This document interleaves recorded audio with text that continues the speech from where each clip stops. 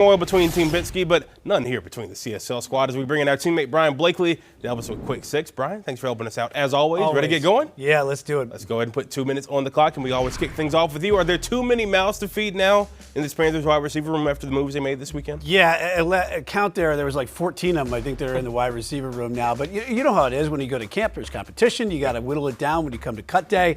And they'll get down to the needs that they have for wide receiver. But we do know there's going to be a handful of them there. It's just going to make, let's see how like Hunter Renfro and Mushin Muhammad's kid, and see if he kind of makes the practice squad. Yeah, and see how many they carry, 6, 7, possibly maybe only 5. All right, Joey, now that the draft is over, which team in the NFC South is now best positioned to win the division this year? Tampa didn't really have a great draft, but I still like them to win the division, even with some of those subtle ads. I still think Carolina had the best draft in the division. I don't know if that necessarily means that they're now the favorites to win the division, but 5 wins a year ago, we all know how close they were to 8 or 9. I still like Tampa, but maybe Carolina's a sleeper. Hey, nowhere to go but up. All right, Brian, the Hurricanes. I know. Hurricanes are on the cusp of advancing to the second round of the Stanley Cup playoffs. Give me a score prediction for tomorrow's game against the Devils. I'm going to go 5-2 at the Lenovo Center. It's going to be rocking. It's going to be a lot of fun. Don't even think about there's going to be a really competitive game. I think they're going to blow them away. Yeah, we'll see. All right, Joey, tired or wired, the Shedeur Sanders storyline? I think wired. I don't know if it's going away. I don't know if, as long as he's in the league, I don't think any storyline of anything that he does is going to go away. And he wasn't the only one getting prank called for the draft. I mean, this has been going on with other guys.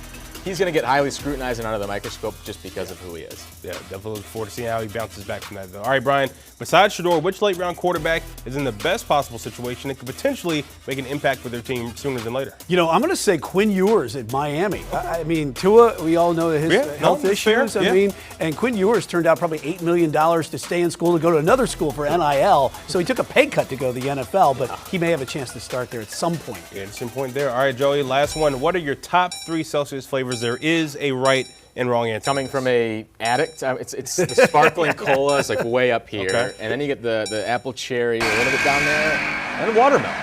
Okay, I'm not a fan of all those like peachy, like tropical. I don't you got to try the pina colada. It's a new one. It's pretty good. It's pretty. Those. We'll get you out there at some point. All right.